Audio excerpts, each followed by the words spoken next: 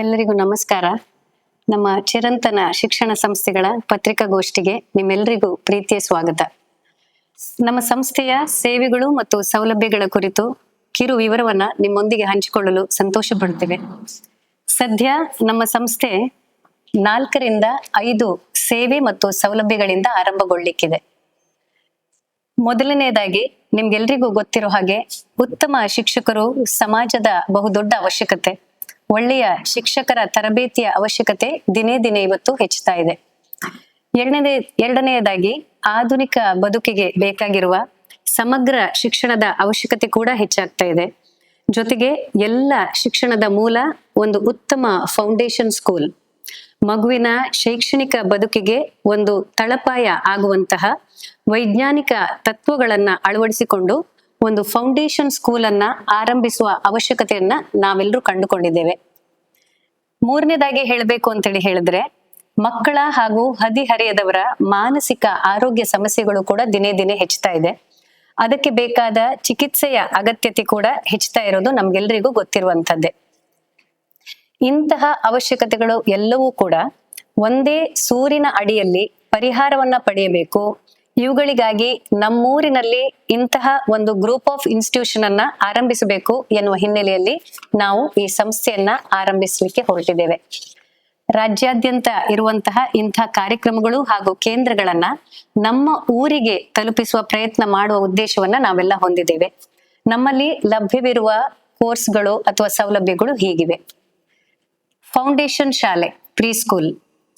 ಮಗುವಿನ ಬದುಕಿನ ಆರಂಭದ 2000 ದಿನಗಳ ಬೌದ್ಧಿಕ, ಮಾನಸಿಕ ಮತ್ತು ಶಾರೀರಿಕ ಬೆಳವಣಿಗೆಗೆ ಪೂರಕವಾಗಿ ವೈಜ್ಞಾನಿಕವಾಗಿ ಸಿದ್ಧಗೊಂಡ ಕಲಿಕಾ ಮಾದರಿಯ ಶಿಕ್ಷಣವನ್ನ ನಮ್ಮಲ್ಲಿ ನೀಡಲಾಗುತ್ತೆ. ಇದಕ್ಕಾಗಿ ಒಂದು ವಿಶಿಷ್ಟ ಮಗು ಸ್ನೇಹಿ ಕ್ಯಾಂಪಸ್ ಸಿದ್ಧ ಮಾಡಿದ್ದೇವೆ. ಎರಡನೆಯದಾಗಿ ಫೌಂಡೇಶನ್ ಲೆವೆಲ್ ನಲ್ಲಿ ಬೋಧಿಸುವ ಶಿಕ್ಷಕರನ್ನ ರೂಪುಗೊಳಿಸುವ pre school teachers training course ಗಳನ್ನು ಕೂಡ ಈ ಸಂಸ್ಥೆಯಲ್ಲಿ ನೀಡಲಾಗ್ತಾ ಇದೆ. PUC ಡಿಗ್ರಿಗಳು ಆದ ಆಸಕ್ತ ಅಭ್ಯರ್ಥಿಗಳಿಗೆ ಉತ್ತಮ ಗುಣಮಟ್ಟದ ತರಬೇತಿಯನ್ನ ನೀಡಿ ಅತಿ ಹೆಚ್ಚಿನ ಸ್ಕಿಲ್ ಸೆಟ್ ಜೊತೆಗೆ ಅವರನ್ನ ಶಿಕ್ಷಣ ಕ್ಷೇತ್ರಕ್ಕೆ ಕಳಿಸಬೇಕು ಅನ್ನುವ ಪ್ರಯತ್ನ ನಮ್ಮದು. ಈ ವರ್ಷದಿಂದ SSLC ಆದವರಿಗೆ ಕೂಡ ಈ ಅವಕಾಶ ಲಭ್ಯ ಇದೆ. ಇಲ್ಲಿ 100% ಉದ್ಯೋಗಾವಕಾಶದ ಸಾಧ್ಯತೆಗಳಿದ್ದು ಈಗಾಗಲೇ 3ನೇ ವರ್ಷದ ದಾಖಲಾತಿ ಕೂಡ ಆರಂಭ ಆಗಿದೆ. 2 ಬ್ಯಾಚ್ಗಳು ತರಬೇತಿಯನ್ನ ಪೂರ್ಣಗೊಳಿಸಿ ಉದ್ಯೋಗವನ್ನು ಕೂಡ ಪಡೆದಿದ್ದಾರೆ. ಸುಮಾರು 60 ವಿದ್ಯಾರ್ಥಿಗಳು ಈಗಾಗಲೇ ಹೊರಗಡೆ ಹೋಗಿದ್ದಾರೆ. ಆಲ್ರೆಡಿ ಉದ್ಯೋಗದಲ್ಲಿ ಇರುವವರಿಗೆ ಹಾಗೂ ಇನ್ನೂ ಉದ್ಯೋಗ ಪಡೆಯಬೇಕಾದವರಿಗೆ ಪ್ರತ್ಯೇಕ ತರಬೇತಿಯ ವ್ಯವಸ್ಥೆ ನಮ್ಮ ಸಂಸ್ಥೆಯಲ್ಲಿದೆ. ಅಧಿಕೃತ ಪ್ರಮಾಣ ಪತ್ರವನ್ನ ಇಲ್ಲಿ ನೀಡಲಾಗುತ್ತೆ. ಜೊತೆಗೆ ನಮ್ಮ ಚಿರಂತನ ಶಿಕ್ಷಣ ಸಂಸ್ಥೆ ಶಿಕ್ಷಕರ ಕೌಶಲ್ಯ ಅಭಿವೃದ್ಧಿ ಕೇಂದ್ರ ಕೂಡ ಆಗಲಿಕ್ಕಿದೆ. ವಿವಿಧ ಶಾಲೆ ಹಾಗೂ ಶಿಕ್ಷಣ ಸಂಸ್ಥೆಗಳಲ್ಲಿ ನಮ್ಮ ಸಂಸ್ಥೆಯಿಂದ in service and pre service ಟೀಚರ್ಸ್ಗೆ ಪುನಶ್ಚೇತನ ಕಾರ್ಯಕ್ರಮಗಳನ್ನ ಕೂಡ ನಾವು ಆಯೋಜಿಸ್ತೇವೆ. ಮೂರನೇದಾಗಿ ಚಿರಂತನ ಶಿಕ್ಷಣ ಸಂಸ್ಥೆ ಮಕ್ಕಳ ಹಾಗೂ ಹದಿಹರೆಯದವರ ಮಾರ್ಗದರ್ಶನ ಕೇಂದ್ರ ಕೂಡ ಆಗಿ ಕಾರ್ಯನಿರ್ವಹಿಸಲಿಕ್ಕಿದೆ. ಇಂದಿನ ಅವಶ್ಯಕತೆಗೆ ಅನುಗುಣವಾಗಿ ಮಕ್ಕಳ ಹಾಗೂ ಹದಿಹರೆಯದವರಿಗಾಗಿ ಮುಖ್ಯವಾಗಿ ಸ್ಕೂಲ್ ಬೇಸ್ಡ್ ಕನ್ಸರ್ನ್ಸ್ ಇರುವಂತಹ ವಿದ್ಯಾರ್ಥಿಗಳಿಗೆ ಅಥವಾ ಹದಿಹರೆಯದವರಿಗೆ ವಿಶೇಷ ಆಪ್ತ ಸಮಾಲೋಚನೆ ಹಾಗೂ ವೃತ್ತಿಪರ ಮಾರ್ಗದರ್ಶನ ಕೇಂದ್ರವಾಗಿ ನಮ್ಮ ಸಂಸ್ಥೆ ಕಾರ್ಯನಿರ್ವಹಿಸಲಿಕ್ಕಿದೆ. ಜೊತೆಗೆ ವೃತ್ತಿಪರ ಆಪ್ತ ಸಮಾಲೋಚನಾ ಕೋರ್ಸ್ಗಳು ಕೂಡ ನಮ್ಮ ಸಂಸ್ಥೆಯಲ್ಲಿ ಲಭ್ಯ ಇವೆ.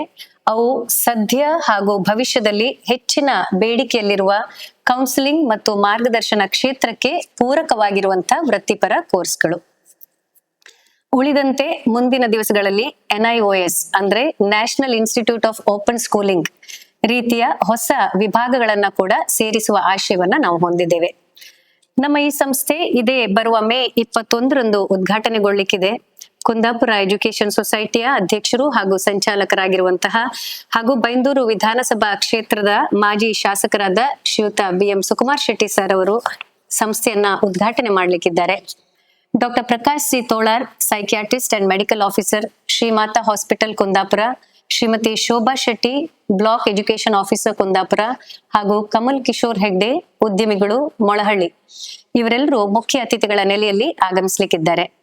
ನಮ್ಮ ಸಂಸ್ಥೆಯ ಹಾಗೂ ನಮ್ಮ ಈ ಕಾರ್ಯಕ್ರಮದ ಪರಿಚಯವನ್ನ ತಾವು ತಮ್ಮೆಲ್ಲ ಪತ್ರಿಕೆಗಳ ಮೂಲಕ ಮಾಡಿಕೊಡ್ಬೇಕು ಹಾಗೂ ತಾವೆಲ್ಲರೂ ಕಾರ್ಯಕ್ರಮಕ್ಕೆ ಆಗಮಿಸಿ ಕಾರ್ಯಕ್ರಮವನ್ನ ಯಶಸ್ವಿಗೊಳಿಸಬೇಕು ಅಂತ ನಿಮ್ಮೆಲ್ಲರಲ್ಲಿ ಹೃತ್ಪೂರ್ವಕವಾಗಿ ಬೇಡ್ಕೊಳ್ತಾ ಇದ್ದೇವೆ.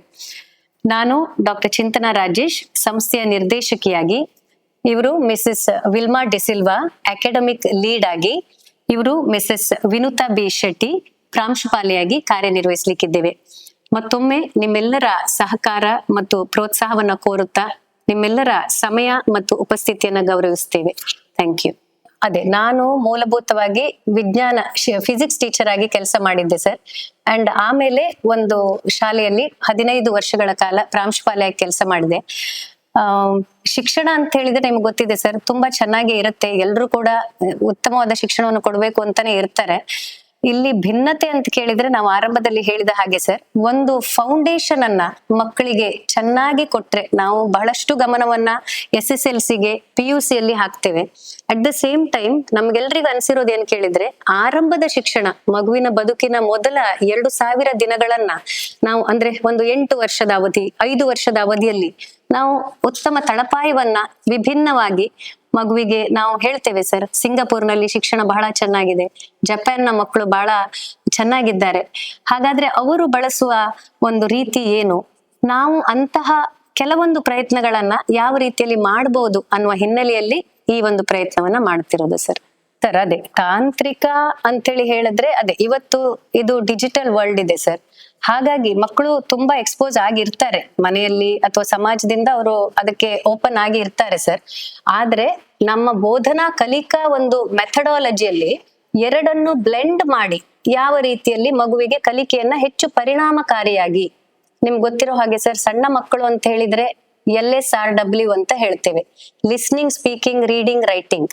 ಸೊ ಅವರ ಸೆನ್ಸ್ ಆರ್ಗನ್ಸಿಗೆ ನಾವು ಈ 4 ಅಂಶಗಳನ್ನ ಆರಂಭಿಕ ವರ್ಷದಲ್ಲಿ ಅವರ ಅರಿವಿಲ್ಲದೆ ಕೊಡುವಂತ ಒಂದು ಪ್ರಯತ್ನವನ್ನ ಮಾಡಬೇಕು. ಆವಾಗ ನಮ್ಮ ಟೀಚಿಂಗ್ ಮೆಥಡಾಲಜಿಯಲ್ಲಿ ಟೀಚಿಂಗ್ ಏಡ್ಸ್ ಅಂತ ಬರುತ್ತೆ ಸರ್. ಹಿಂದಿನ ಸಮಯದಲ್ಲಿ ನಾವು ಬರೀ ಚಾರ್ಟ್ಸ್ ಅನ್ನ ಬಳಸ್ತಾ ಇದ್ದೆವು ಅಥವಾ ಫಿಸಿಕಲ್ ಟೂಲ್ಸ್ ಅನ್ನ ಬಳಸ್ತಾ ಇದ್ದೆವು. ಸೊ ಈಗ ಇಟ್ ಈಸ್ ಡಿಜಿಟಲಿ ಅಡ್ವಾನ್ಸ್ಡ್ ಆಗಿರೋದ್ರಿಂದ ಒಂದಿಷ್ಟು ತಂತ್ರಜ್ಞಾನವನ್ನು ಕೂಡ ಅದರ ಜೊತೆಗೆ ನಾವು ಬಳಸ್ಕೊಂಡು ಮಾಡಬಹುದು ಅನ್ನುವ ಮೆಥಡಾಲಜೀಸ್ ಗಳನ್ನ ಪ್ರಯತ್ನ ಮಾಡ್ಲಿಕ್ಕಿದ್ದೇವೆ ಸರ್. ಒತ್ತಡಗಳು ಹೆಚ್ಚಿದ್ದಾಗ ಅಥವಾ ವರ್ಕ್ ಲೈಫ್ ಬ್ಯಾಲೆನ್ಸ್ ಗಳನ್ನ ಮಾಡ್ಲಿಕ್ಕೆ ಆಗದೆ ಇದ್ದಾಗ ಯಾವ ರೀತಿಯಲ್ಲಿ ನಾವು ತಯಾರಿಯನ್ನ ವ್ಯವಸ್ಥೆಯನ್ನ ಮಾಡ್ಕೋಬಹುದು, ಇವತ್ತಿನ ಮಕ್ಕಳಿಗೆ ಸರಿಯಾಗಿ ನಮ್ಮನ್ನ ನಾವು ಪುನಶ್ಚೇತನಗೊಳಿಸ್ಕೊಳ್ಳೋದು ಹೇಗೆ ಅನ್ನುವ ಹಿನ್ನೆಲೆಯಲ್ಲಿ ಕೂಡ ಟೀಚರ್ಸ್ ಟ್ರೈನಿಂಗ್ ಇದೆ. ಒಂದು ನಾನು ವೈಯಕ್ತಿಕವಾಗಿ ಮತ್ತೆ ನಮ್ಮ ತಂಡದ ಸದಸ್ಯರು ಕೂಡ ಅದರಲ್ಲಿ ಸರ್ಟಿಫೈಡ್ ಇದ್ದೇವೆ ಸರ್. ಒಂದು, ಎರಡನೇದು, ಈಗ ನಮ್ಮ ತಂಡದಲ್ಲಿ ಕೂಡ ಈಗ ಮನಃಶಾಸ್ತ್ರಜ್ಞರು, ಮನೋವೈದ್ಯರು ಅಥವಾ ಸೈಕಾಲಜಿಸ್ಟ್ಸ್, ಕೌನ್ಸಿಲರ್ಸ್, ನಾವು ಅವ್ರ ಜೊತೆಗೆ ಅಸೋಸಿಯೇಟ್ ಆಗಿದ್ದೇವೆ ಸರ್. ಅಗತ್ಯ ಬಿದ್ದಾಗ ಅವರು ಬಂದು ಇಲ್ಲಿ ನಮ್ಗೆ ಸಹಾಯ ಮಾಡುವಂತದ್ದು ಅಥವಾ ಅವರಿಂದ ನಾವು ಮಾರ್ಗದರ್ಶನ ತೆಗೆದುಕೊಂಡು ವಿದ್ಯಾರ್ಥಿಗಳಿಗೆ ಸಹಾಯ ಮಾಡುವಂತದ್ದ ನೆಲೆಯಲ್ಲಿ ಪ್ಲಾನ್ಸ್ ಅನ್ನ ಮಾಡ್ತಾ ಇದ್ದೇವೆ ಸರ್.